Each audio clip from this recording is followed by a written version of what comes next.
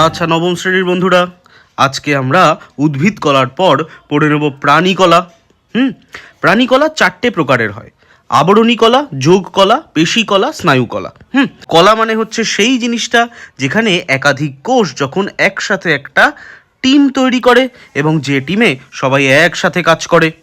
তাহলে আমরা এই 4টে কলা, আবরণী, যোগ, পেশী এবং স্নায়ু, এই কলা সম্বন্ধে একটু ডিটেলে পড়ে নেব। কিন্তু পড়ে নেওয়ার পূর্বে আমরা চলে আসব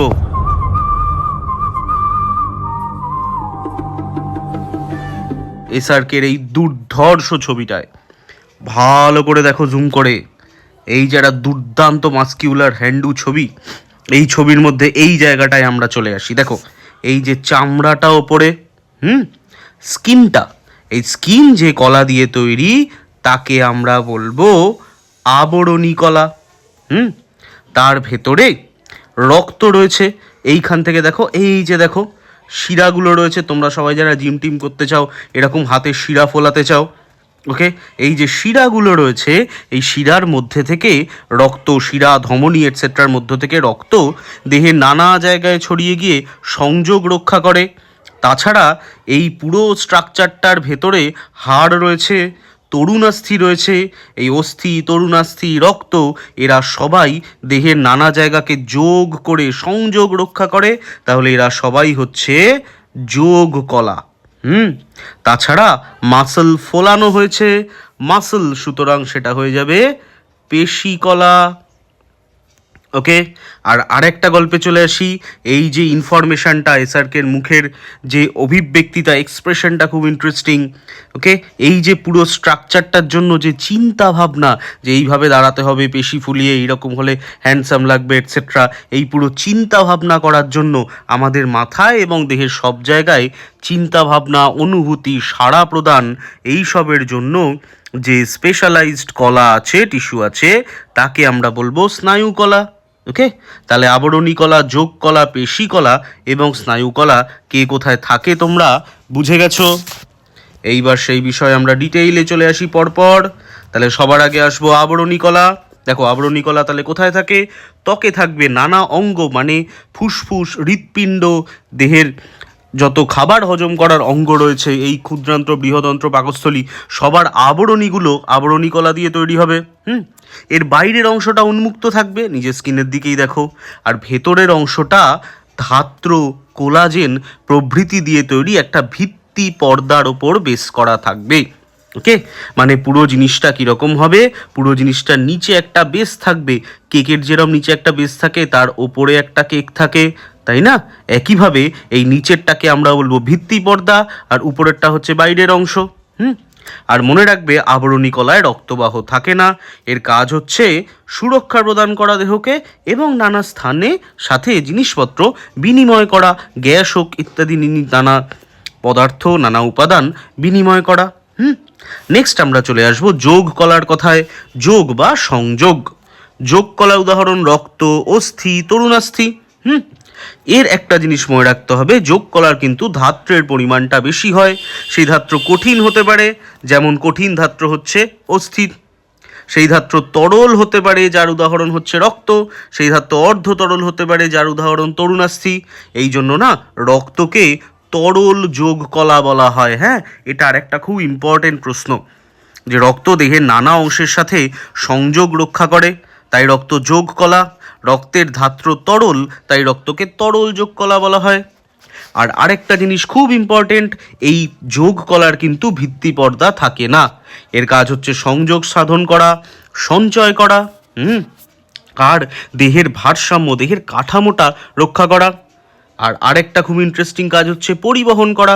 রক্তের মাধ্যমে অক্সিজেন, কার্বন ডাইঅক্সাইড, খাদ্য, অ্যান্টিবডি এটসেট্রা পরিবাহিত হয় এবং রোগ প্রতিরোধ করে ওই যে অ্যান্টিবডি। এই হলো যোগ কলা। এবার চলে আসি মাসল, পেশী কলার কথায়। পেশী কলা অবশ্যই সংকোচন প্রসারণশীল হবে ইলাস্টিকের মতো, এবং সেটা লম্বা হবে। যে কোনো ইলাস্টিক যেরকম, পেশী কলা ওই রকমই দেখতে হয়।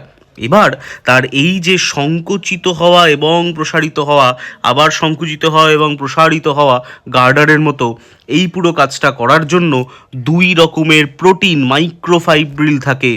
মায়োফাইব্রিল থাকে, ওকে। সেই প্রোটিনের নাম হচ্ছে অ্যাক্টিন এবং মায়োসিন, যারা মনে করে দেখো কোষের সাইটোস্কেলেটন তৈরি করেছিল। আর একটা জিনিস মনে রাখবে, পেশির এককের নাম হচ্ছে সার্কোমিয়ার। পেশির নামে না সবসময় সার্কো বসে। পেশির আবরণী সার্কোলেমা, পেশির একক সার্কোমিয়ার, পেশির সাইটোপ্লাজমের নাম সার্কোপ্লাজম। পেশি সব কিছু সার্কো কোম্পানির হয়।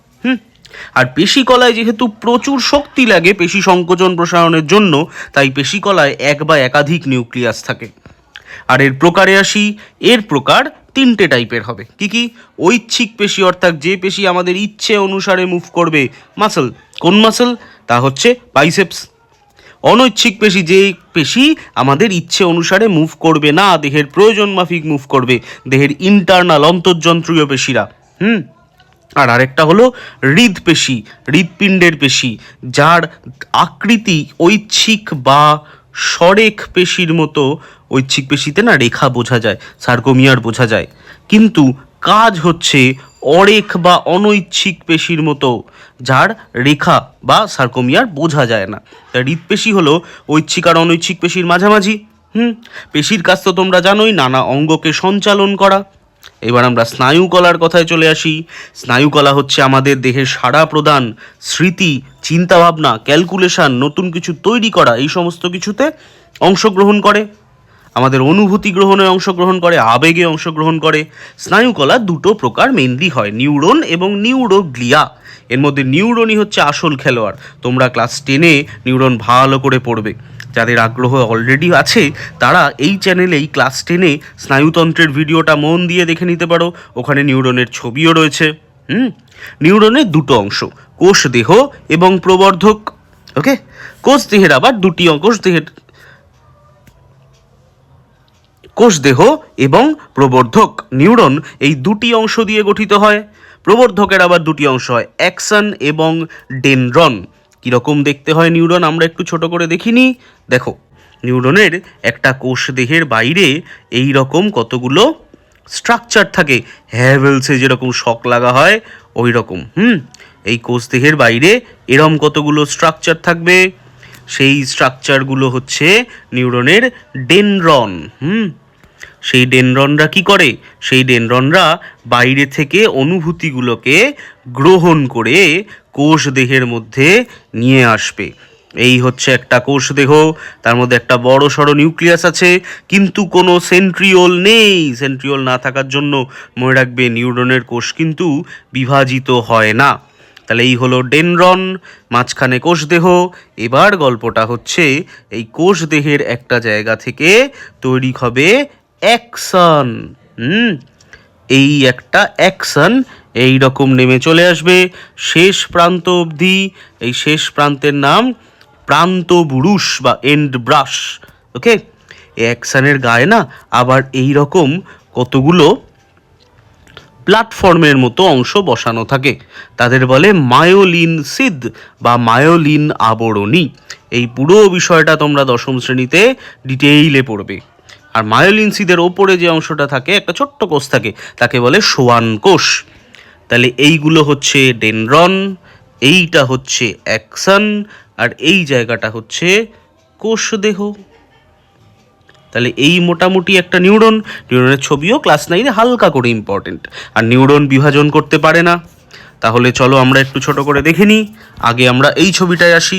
দেখো, মোটামুটি ডায়াগ্রাম ওয়াইজ এই হচ্ছে গিয়ে আবরণী কলা বা এপিথেলিয়াল টিস্যু, এই হচ্ছে যোগ কলা বা কানেকটিভ টিস্যু, এই হচ্ছে পেশি কলা। দেখো, পেশি কলার মধ্যে দাগ দাগ দাগ দাগ গঠনগুলো রয়েছে, এই দাগগুলো দিয়ে সার্কোমিয়ার তৈরি হয়। আর এই দেখো একটা নিউরন, এই তার কোষ দেহ, এই তার ডেনড্রন, এই তার অ্যাকশন। এই পুরো জায়গাটাকে আমরা বলবো স্নায়ু কলার মধ্যে পড়ছে। এবার আমরা একটা অরিজিনাল ছবি দেখে নেব। দেখো, অ্যাকচুয়ালি সত্যি সত্যি প্রাণী কোষ, রাদার মানুষের কোষ এইরকম দেখতে হবে। That is connective tissue, that is epithelial tissue. এটা যোগ কলা, এইটা হচ্ছে আবরণী কলা। আবরণী কলার মধ্যে দেখো কোনো ফাঁক থাকে না, অর্থাৎ কোষান্তর স্থান একেবারেই থাকে না। এইটা হচ্ছে মাসল টিস্যু, তার মধ্যে রক্ত ঘনভাবে থাকবে, কারণ মাসেলকে কন্টিনিউয়াস রক্ত দ্বারা আমাকে এনার্জি সাপ্লাই করতে হবে। আর দ্যাট ইজ নার্ভাস টিস্যু বা স্নায়ুকোষ। তারা কি করছে, স্নায়ু কলা, তারা কি করছে, তারা এই দেখো নিউরন, তার মধ্যে অ্যাকশন ডেনড্রন হালকা করে বোঝা যাচ্ছে। তাহলে আশা করি পুরো বিষয়টা তোমাদের কাছে স্পষ্ট হয়েছে। আজকে আমাদের এতটাই ক্লাস ছিল।